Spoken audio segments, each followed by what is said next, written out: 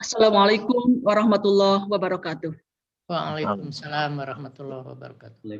Yang terhormat Rektor UIN Sunan Gunung Jati Bandung, Bapak Profesor Dr. Haji Mahmud MSI, yang terhormat Bapak Ketua Sidang, Bapak Profesor Dr. Haji, yang terhormat Bapak Ketua Promotor, Bapak Profesor Dr. Haji Indrol Ain MA, yang terhormat anggota promotor, Bapak Profesor Dr. Haji Anton Atailah MM, yang terhormat anggota promotor, Bapak Muhammad Mufli MA, yang terhormat oponen ahli, Bapak Profesor Dr. Haji Supian MAG, Bapak Profesor Dr. Haji Oyo Sunaryo kelas MSI, Bapak Dr. Ahmad Hasan Ridwan, Bapak Dr. Khairul Saleh MAG, yang terhormat Guru Besar, Bapak Profesor Dr. Haji Juhaya S. Praja. Perkenankan pada kesempatan yang berbahagia ini, saya menyampaikan ringkasan dari disertasi saya yang berjudul Pengaruh Populasi Muslim, Tingkat Pemahaman Hukum Islam, Inflasi, Korupsi, dan Pertumbuhan Ekonomi terhadap Pertumbuhan Bank Syariah di Indonesia.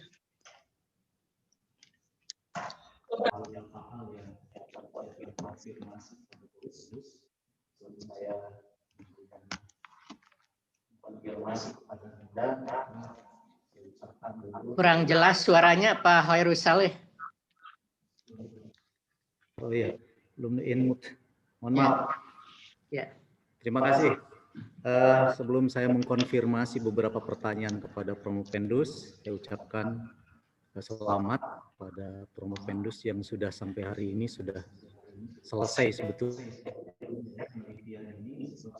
ya penelitian ini, sebab setelah ini mungkin tidak akan lagi diteliti oleh Promopendus, dan penelitian ini adalah merupakan hasil dari jerih payah Anda selama penelitian, dan hari ini mungkin Promopendus akan memberikan sebuah pernyataan meyakinkan kepada masyarakat bahwa populasi Muslim itu berdampak signifikan terhadap pertumbuhan bank syariah.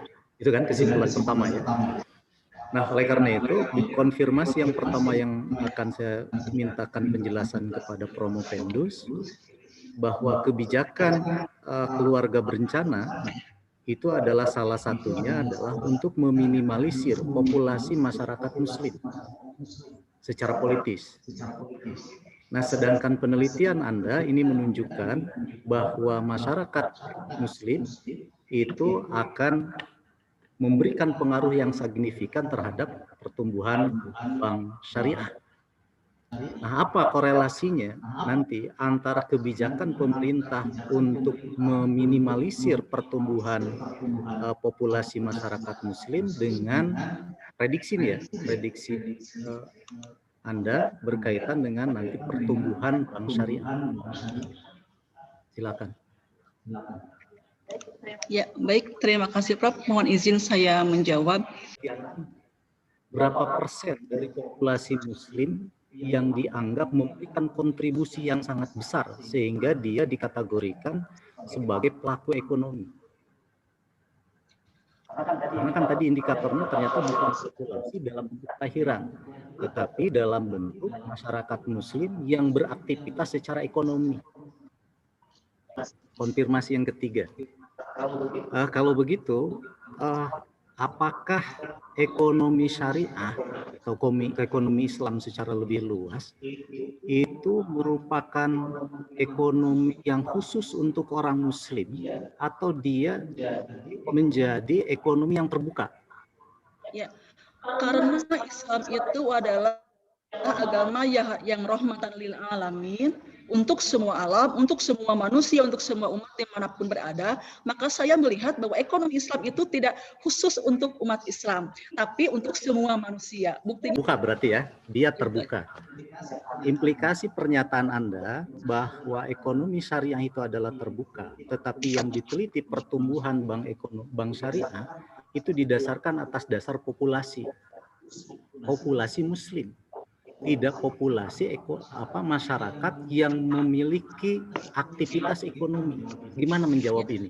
Yang selanjutnya mungkin entah yang keberapa nih ya.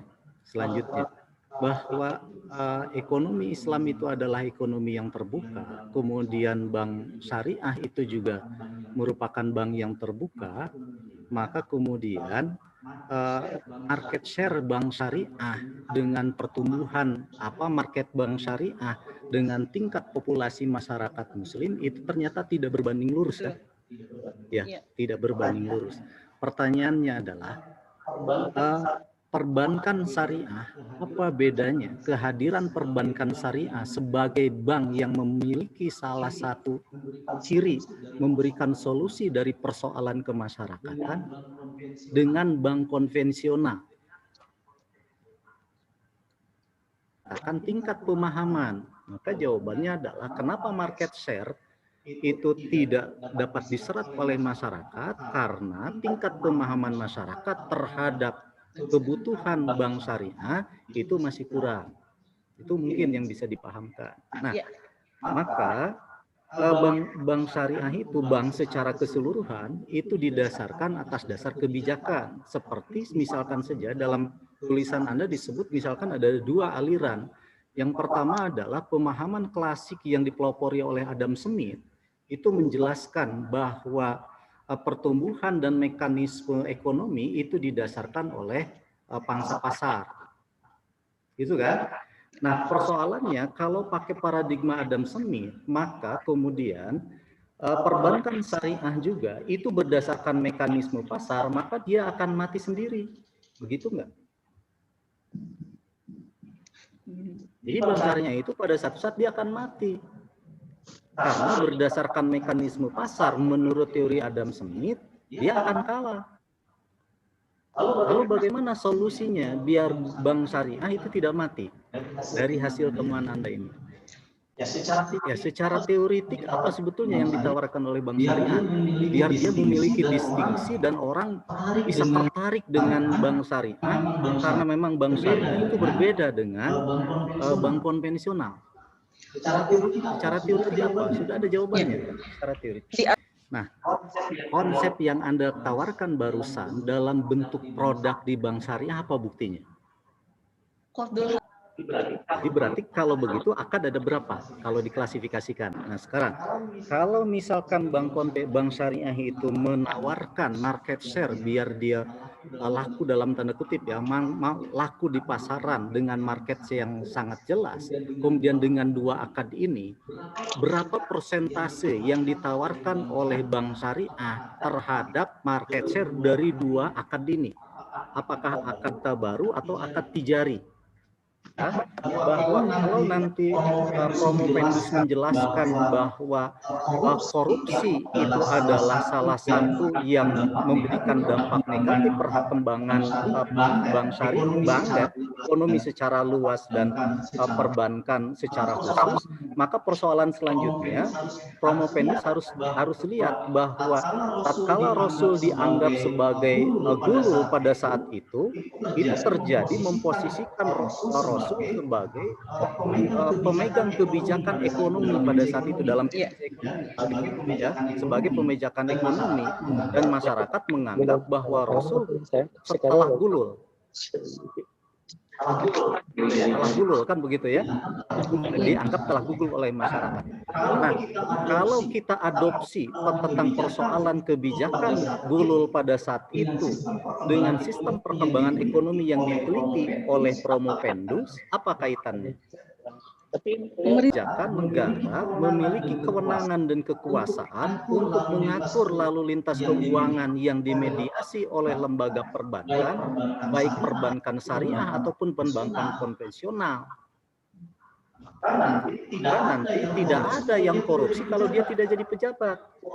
Korupsi itu identik dengan pejabat. Maka kalau orang mau jadi koruptor harus cari dulu pejabat. Maka orang kemudian mencari-cari dulu jabatan karena dia ingin jadi korupsi. Kalau jadi penjahat nggak usah jadi koruptor, jadi penjahat. Gitu kan ya? Gitu nggak?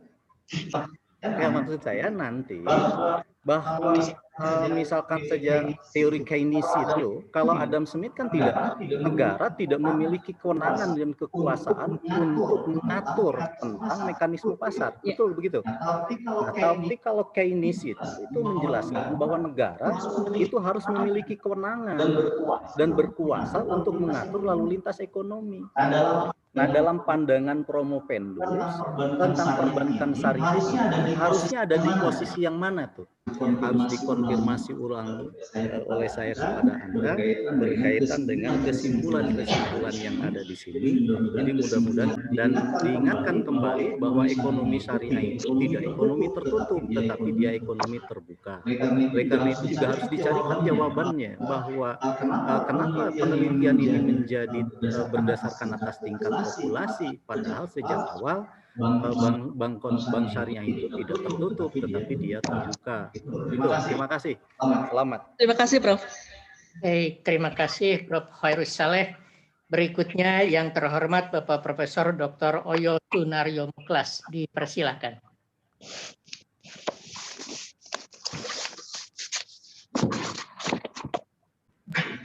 Baik, terima kasih pimpinan sidang, Pak Direktur, Saudara Promopenda, masih semangat ya? Semangat, Prof. Airnya diminum dulu, mewakili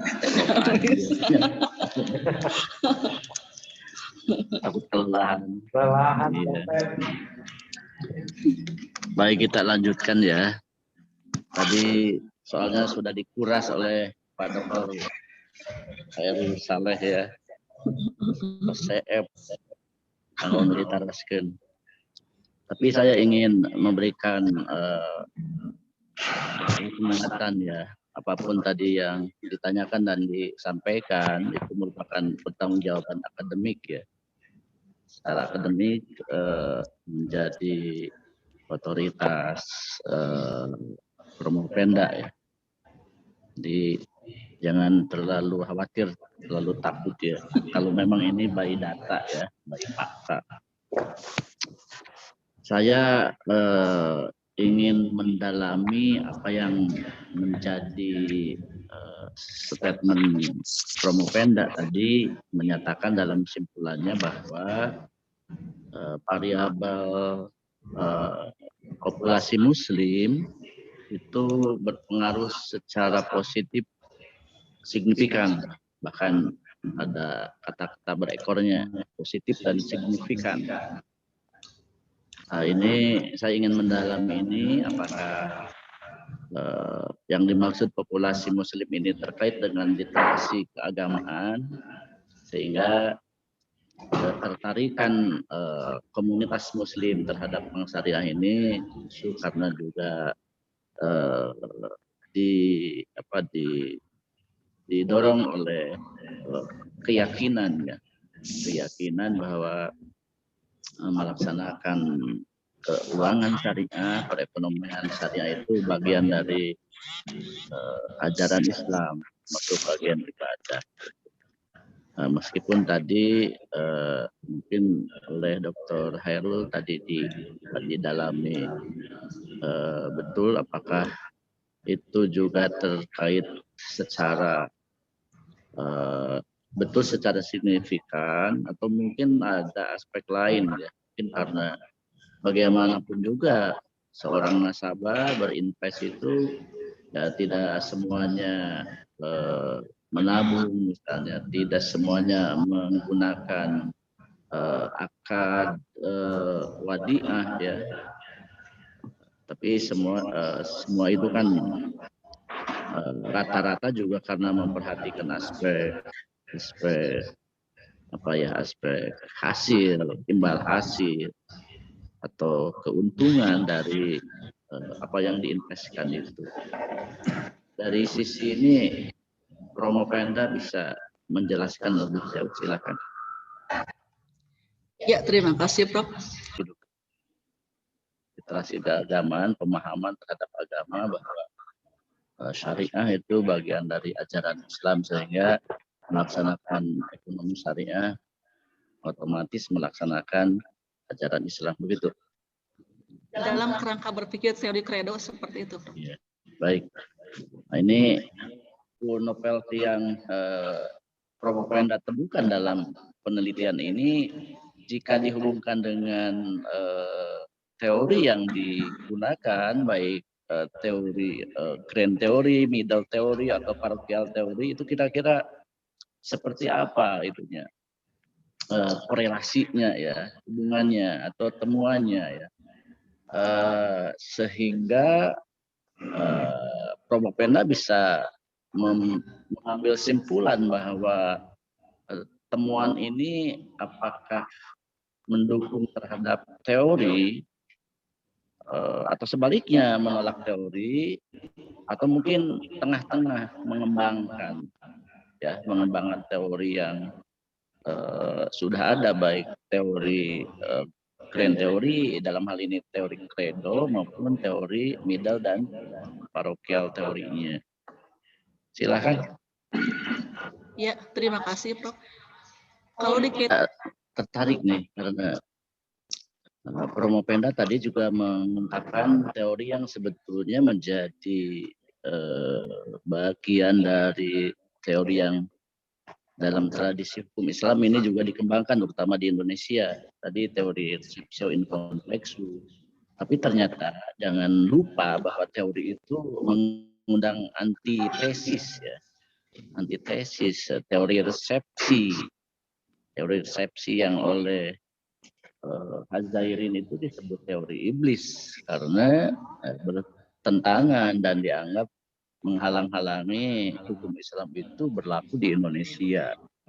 Dari antitesis teori resepsi muncul sintesis, ada teori receptio contrario ya. Nah, ini kombinasi perpaduan ya, bahwa hukum Islam diadaptasi disesuaikan dengan kondisi sosial yang ada, sejauh hal itu tidak dilarang atau dalam konteks bukan perintah dari ajaran.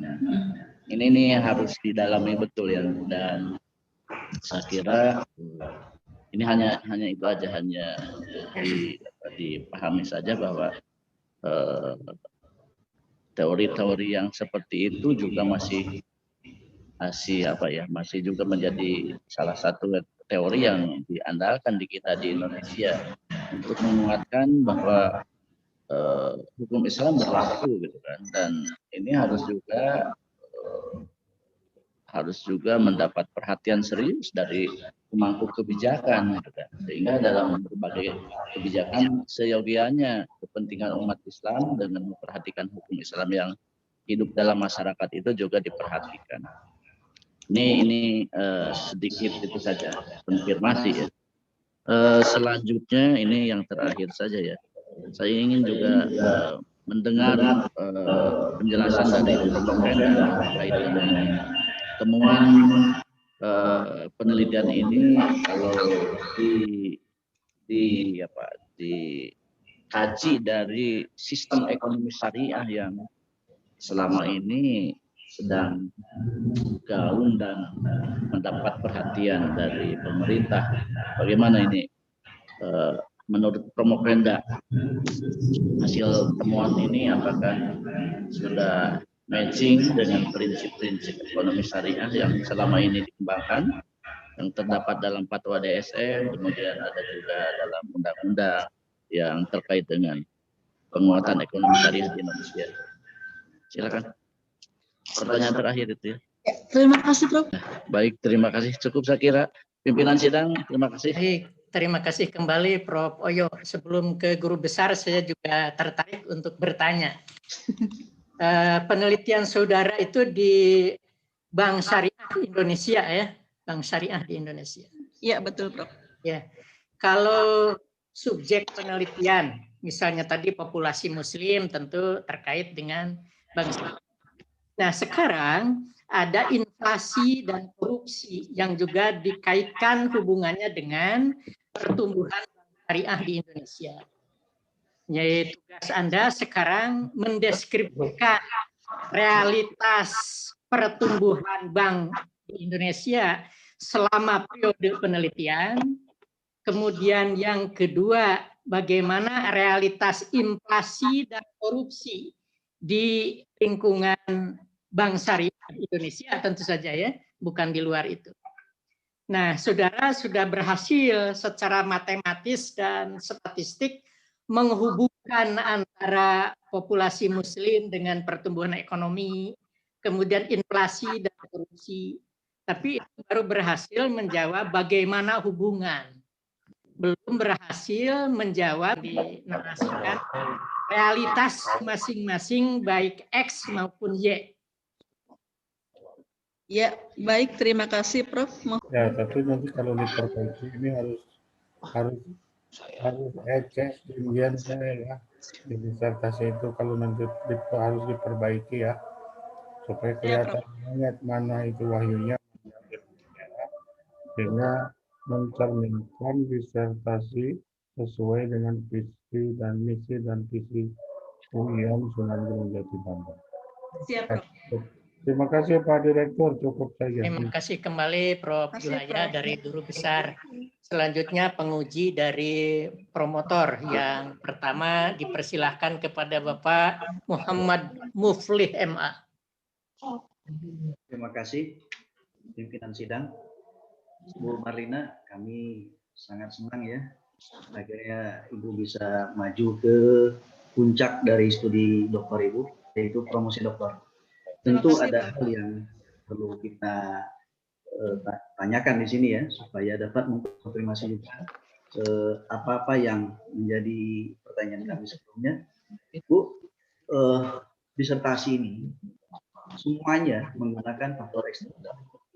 Jadi kalau kita lihat ya, untuk memprediksi pertumbuhan bank syariah, baik dari mediatornya maupun dari prediktornya ya, semuanya itu eksternal, baik populasi, literasi, indeks korupsi, termasuk juga adalah indeks ekonomi makro yang dalam hal ini dicerminkan oleh variabel inflasi. Dan rupanya disertasi ini tidak melibatkan faktor-faktor internal. Padahal faktor internal itu sangat juga menentukan manajemen strategik dari kemajuan pertumbuhan perbankan syariah. Kami tentu bertanya, kenapa variabel internal itu enggak dilibatkan? Apakah memang ada landasan literatur yang mendukung itu? Silakan. Ya, terima kasih Prof. Sudah. Ya, Mangga. Saudara Pramapenda, ada dua pertanyaan saya. Pertama, yang ini kita mendengar ada dua bank, yaitu BNI Syariah dengan Bank Syariah Mandiri itu merger dan sudah keluar izin dari BI, maka berdirilah Bank Syariah Indonesia. Nah, pertanyaan saya, apakah Bank Syariah Indonesia itu masuk dalam objek kajian Anda atau tidak? Pertanyaannya, apakah Bank Syariah Indonesia yang baru lahir itu menunjuk sebagai indikator pertumbuhan Bank Syariah Indonesia? Dan kalau memang itu pertumbuhan, apa argumen Anda? Dan pertanyaan kedua, ini pertanyaan pokok dari guru besar ya, karena saya mewakili guru besar UIN. Anda pasti dan harus tahu bahwa visi dan UIN Bandung itu adalah wahyu memandu ilmu. Apakah disertasi Anda ini sudah memenuhi visi UIN, wahyu memandu ilmu? Kalau iya, terangkan kepada saya mana wahyu dalam disertasi ini yang memandu ilmu dan apa bentuk ilmunya yang dalam disertasi ini. Paham? Kalau tidak paham, silakan jawab. Singkat saja. Baik Prof, terima kasih. Mohon izin menjawab Prof. Ya, nanti perlu ada rekomendasi ya di ujung disertasi bahwa mau tidak mau ada hal yang perlu dilakukan dalam next research atau next apa istilahnya itu study ya, bahwa riset ini diakui tidak melibatkan faktor internal, padahal menurut sejumlah pakar internal itu penting sekali. Jadi jadikan saja rekomendasi supaya dapat mempertajam temuan tentang pertumbuhan. Lalu kemudian Ibu menggunakan variabel inflasi untuk memprediksi pertumbuhan perbankan syariah.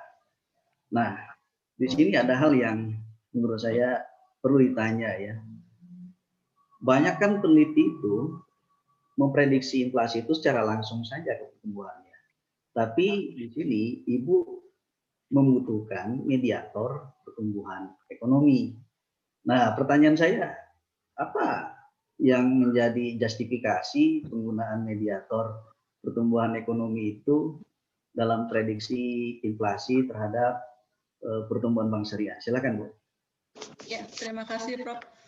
Ya, satu lagi, Bu, pertanyaan saya yaitu tentang penggunaan variabel korupsi, Bu. Sebenarnya isu tentang korupsi untuk dijadikan sebagai prediksi terhadap kemajuan suatu ekonomi sering dilakukan oleh para pakar ya. Salah satu pakar terkemuka yang melakukan ini adalah Paulo Mauro tahun 1965, merupakan akademisi MIT yang menulis Corruption and Growth. Growth yang dimaksud di sini adalah pertumbuhan ekonomi dalam sebuah jurnal yang sangat terkemuka di dunia di bidang ekonomi, yaitu Quarterly Journal of Economics. Nah, kebanyakan para peneliti itu menggunakan pendekatan yang dilakukan oleh Paulo Mauro. Jadi indeks korupsi itu untuk memprediksi naik turunnya suatu ekonomi. Nah, sementara Ibu melakukan suatu terobosan, yaitu inflasi, variabel korupsi ini secara langsung digunakan untuk memprediksi perubahan pertumbuhan perbankan syariah. Tentu di sini kami ingin bertanya ya, kalau dari korupsi ke pertumbuhan ekonomi itu dilakukan, tentu orang semua juga sudah dapat menduga bahwa korupsi itu dapat menurunkan pertumbuhan ekonomi. Karena bagaimanapun juga kekuasaan yang mengalami ketimpangan akan sumber daya dan kekayaan itu akan dikeruk oleh hanya segelintir orang gitu, sehingga rakyat secara umum tidak merasakan kesejahteraannya. Nah, sementara Ibu menggunakan indeks korupsi ini untuk memprediksi pertumbuhan bank syariah. Tentu sebagai akademisi yang akan membawa ini ke dalam kelas kami bertanya, logika ekonominya itu seperti apa? Dari korupsi kok bisa menentukan kemajuan perbankan syariah? Silakan, Bu. Baik, Prof. Ini masih ada hal yang perlu ditanyakan lanjutan dari pertanyaan besar ini ya. Lalu selama ini uang korupsi itu disimpannya di mana? Dia tidak menentukan kemajuan dan tergantung juga investasi dari investor-investor potensial, baik investasi bersyarat yang secara spesifik ataupun investasi yang secara terbuka, gitu ya.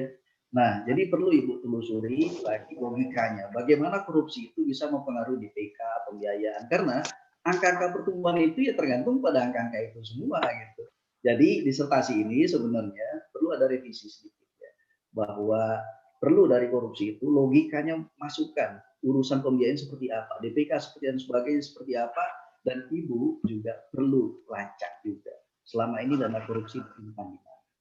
Gitu ya. Ya, terima kasih. Terima kasih, Prof. Ya. Baik, berikutnya dipersilahkan kepada yang terhormat Bapak Profesor Dr. Anton Athoila. Baik, terima kasih pimpinan sidang. Bismillahirrahmanirrahim. Assalamualaikum warahmatullahi wabarakatuh. Waalaikumsalam. Mohon izin terlebih dahulu juga kepada para guru saya yang hadir di sini, baik sebagai oponen ataupun promotor ya. Baik, pertama saya ucapkan selamat dulu kepada Promovenda yang akhirnya di bulan terakhir semester ganjil ya, terjadwalkan juga. Alhamdulillah. Didorong sejak November itu, istirahat gitu ya. Dan ya alhamdulillah kita bisa menyaksikan proses ujian promosi ini dilakukan pada hari ini, dan alhamdulillah sampai saat ini berjalan dengan lancar. Pertanyaan saya mungkin beberapa lanjutan ya dari yang disampaikan oleh para penanya terdahulu terkait dengan data. Jadi historis data bank syariah atau perbankan syariah ya. So, ketika kita bicara bank syariah sekarang itu menjadi merek yang asalnya konsep ya. Terkait dengan historis data,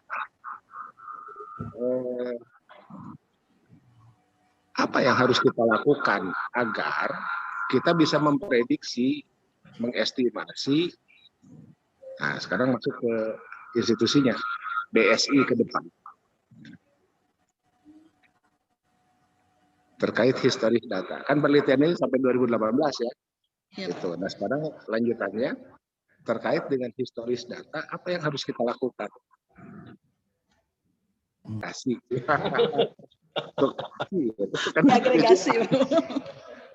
Oke, yang kedua, biar tidak berbelit-belit, tadi menjawab Prof. Mufli, tolong bedakan dulu variabel moderasi dengan variabel satu lagi apa tadi? Intervening. Intervening. Moderating variabel dan intervening variabel itu bedanya apa? Kalau rating. Makasih Bapak. Terima kasih kembali Prof. Anton. Selanjutnya yang terakhir dari promotor merangkap penguji, Profesor Dr. I. Nurul Ain MA. Dipersilakan. Terima kasih pimpinan. Ya.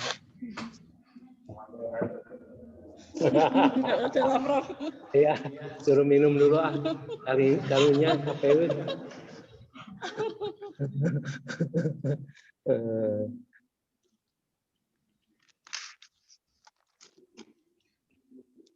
Ini ada hal yang perlu saya sampaikan, tapi ini sebetulnya disampaikan ketika belum ujian. Ini sudah ujian, tapi ada hal yang perlu diperbaiki. Ini di halaman di dalam cover itu ya Bu ya. Prestasi ini diajukan untuk memperoleh gelar doktor hukum Islam konsentrasi ekonomi syariah. Sampai situ betul. Tapi dengan wibawa rektor sesuai keputusan Senat Komisi A Guru Besar bisa. Buku panduannya, Prof. Tapi ini saya tidak pernah, saya ketua komisi. Tidak pernah mengeluarkan suara. Oh gitu. Guru besar universitas itu sampai situ dihilangkan. Yang mana, Prof? Dengan wibawa rektor sesuai keputusan Senat Komisi A. Sampai akhir. Enggak. Kalau dipertahankan pada tanggal 30 November, Oh itu betul. itu juga tidak tanggal 30 November. Oh, sekarang Februari. Ini juga dirubah. Ini kan waktu tertutupnya, Prof ya, yang 30 November itu. Ini kan sekarang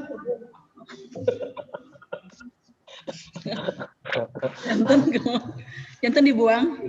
Oh. diganti. Jadi tanggal 8 Februari. Oh, 8 Februari. 2021. Oh.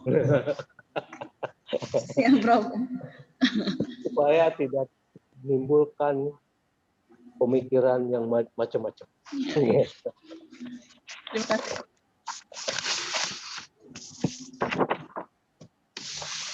Kemudian halaman-halaman Bu. Ya, Pak. Halaman-halaman ini ada beberapa. Hah? Oh sudah. Oh. Jadi jangan lupa Bu, yang pikun itu bukan profesor aja, calon dokter.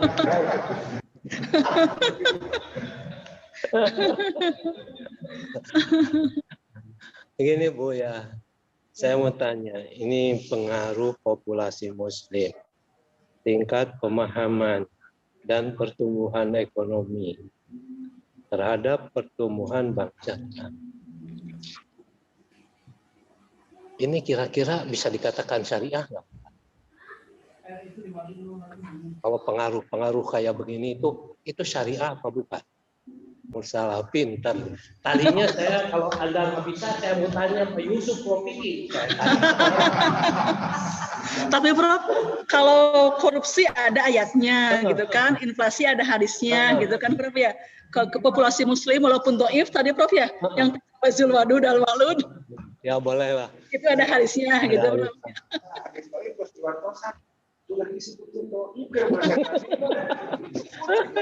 Prof, tapi kan bisa ditinjau dari perspektif ekonominya gitu.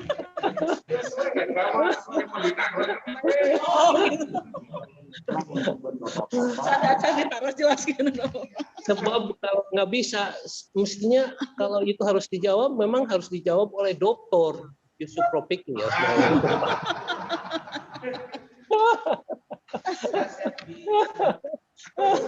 Ternyata ada pasukan, Prof. Kelihatannya pasukannya banyak, saya tahu.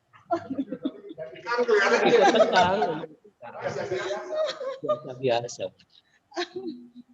Tadi Ibu menyatakan bahwa Nabi Muhammad itu yang berkaitan dengan korupsi. Itu dituduh mengambil selimut. Nah, kemudian sekarang ada lagi korupsi. Seorang pejabat salah menentukan kebijakan sehingga menimbulkan kerugian negara yang cukup besar. Itu dikatakan juga korupsi. Itu bagaimana Ibu memahami ayat Al-Quran As-Sariqu was-Sariqatu ini? Ini melalui pendekatan usul fikih. Kaidah apa yang harus diambil? Al-ibratu bi umumil lafdi la bi khususi sabab Prof itu. Al-ibru. Iya, itu. Jadi bukan al-ibratu bi khususi sabab la bi umumil lafdi, tapi al-ibratu bi umumil lafdi la bi khususi sabab. Jadi salah kebijakan itu masuk dalam keumuman ayat, umumul lafdi. Jadi itu masuk dalam kaitan dengan syariat. Itu. Nah itu. Nah ini juga Bu, tadi saya kembali lagi kepada pertanyaan tadi, pengaruh tingkat pemahaman, pengaruh pertumbuhan ekonomi terhadap pertumbuhan syariah itu namanya maslahah mursalah, Ibu katakan tadi. Syaratnya apa kalau maslahah mursalah itu? Kalau itu dikatakan maslahah mursalah, indikatornya maslahah mursalah